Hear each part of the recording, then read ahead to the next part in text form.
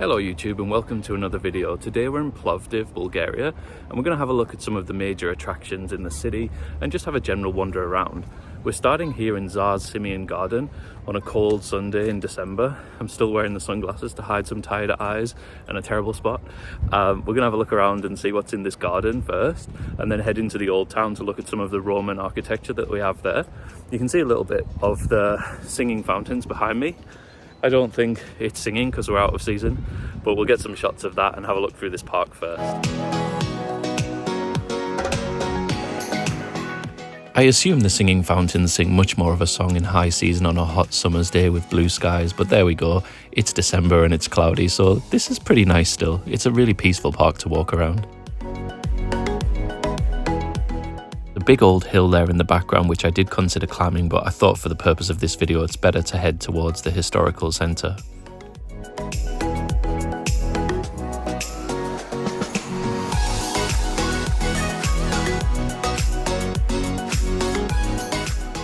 At this point in the day things were pretty quiet and I was starting to wonder whether Plovdiv was going to be open for business or not. The park has quite a few interesting monuments and statues. Here you can see one to Georgy Rakovsky, the founder of the revolutionary movement in Bulgaria. Hopefully I said his name correctly, if not feel free to rinse me in the comments. Well, actually no, just mention it in a polite way. So it's actually a really nice park, pretty big, bigger than I thought it was going to be, and this heads right into the historical centre. It's actually very quiet so far. I'm not sure if Plovdiv is one of those cities where everything's closed on Sunday or not, but we're soon going to find out. As we exit the gardens and head towards the town, we get the first sight of some of the Roman ruins. If you pause the video, you could read about this in a little more detail. You can see there's an entrance hall, there's some ancient shops, and this is basically right at the end of the main modern high street with all of the modern shops.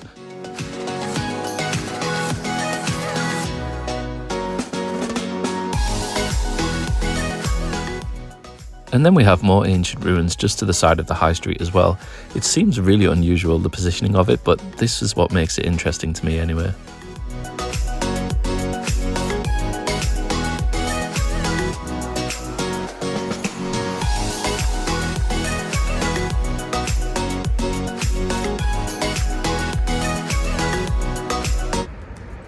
It seems absolutely wild that we've got all of these historic ruins just right next to the main high street, next to McDonald's and Subway, and behind me on the other side a motorway. It's really a strange composition, but it's cool at the same time. Let's take a little wander around here and see what we can find.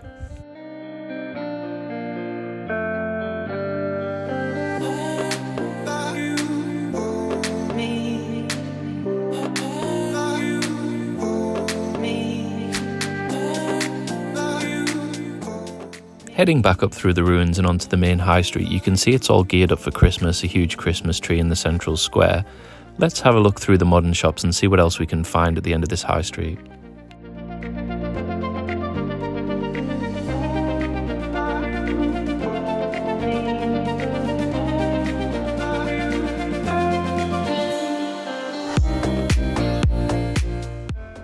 Here you can see the remains of an ancient stadium which also runs under the modern high street. Again, you might have to pause the video a little bit to get a bit more information about it, but it's just slap bang in the middle of the high street and next to a mosque.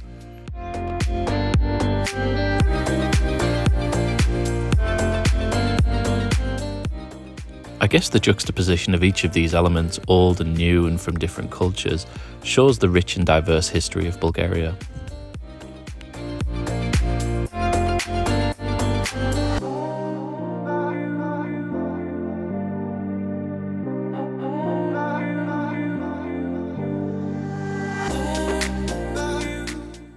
Next up, let's take a look at Zumaya Mosque.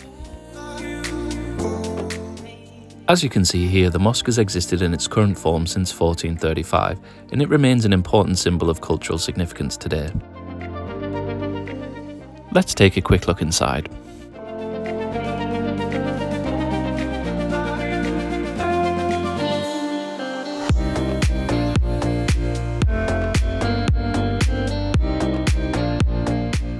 Now we're heading away from the mosque and towards the old town.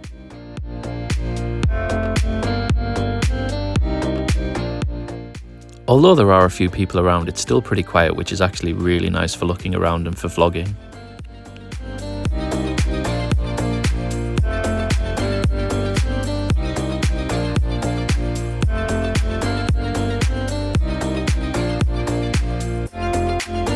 So we've headed into the old town, as if the other stuff wasn't old enough, and we are looking for the ancient theatre, which looks spectacular on photos. Let's hope it's open.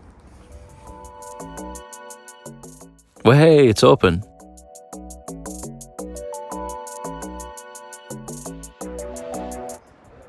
So we've made it inside the ancient theatre of Philippopolis. Absolutely stunning. You can see it behind there.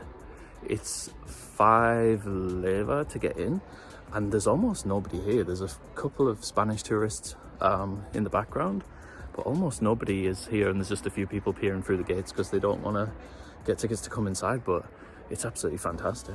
Let's have a look around.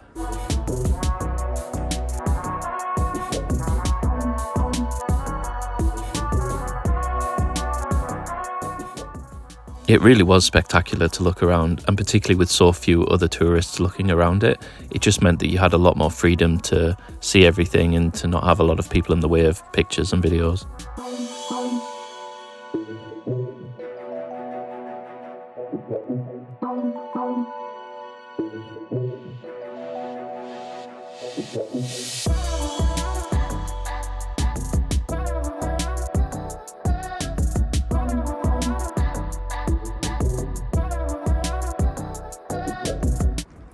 I guess the only unfortunate thing is the grey and cloudy weather.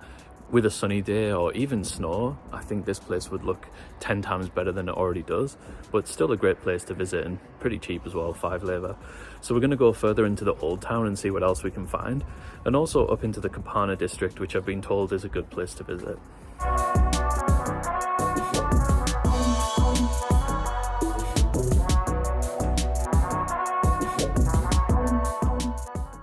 Let's have a wander further around the old town and see what else there is to see.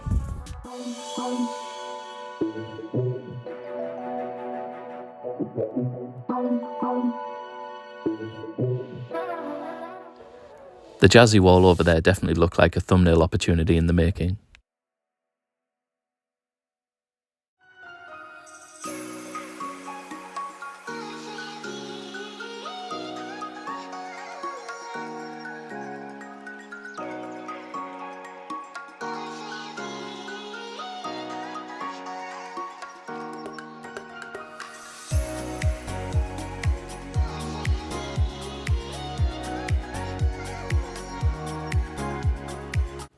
Obviously, I've left the footage of me deciding was this a good selfie and was this a potential thumbnail for the video in the actual video itself.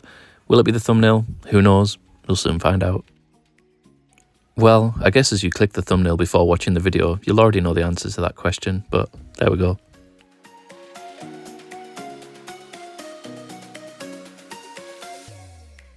So we've made it back down onto the high street, and what I'm assuming is the Kapana district, which is kind of an arty, funky little area with a lot of nice bars and cafes.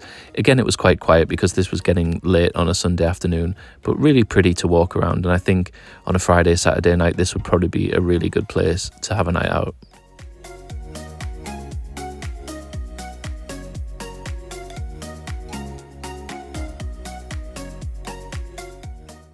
Plovdiv is such a nice place to hang out even as it's getting dark here.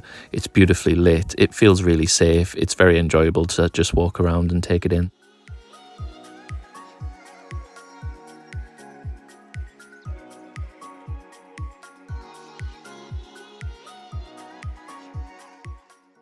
Here's a little nighttime lit up perspective of some of the things that we saw earlier in the video.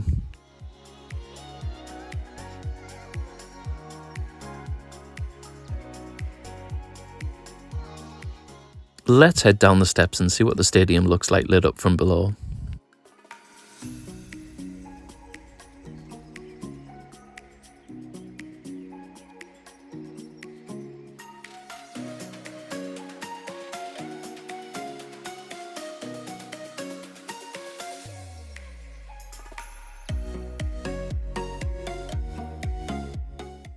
And back onto the modern high street, we can see some of the shops and also McDonald's written in Cyrillic script, which is pretty cool.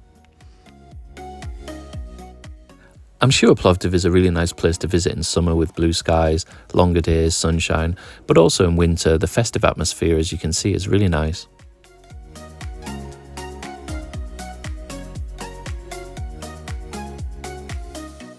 We're now heading away from the historical centre and back through the gardens. It looks as though somebody unfortunately forgot to film a proper outro to this video, so if you enjoyed it, please like, subscribe, hit the notification bell. All of these things really help a small channel, so I would be very grateful if you could, and I'll catch you in the next video from Sofia.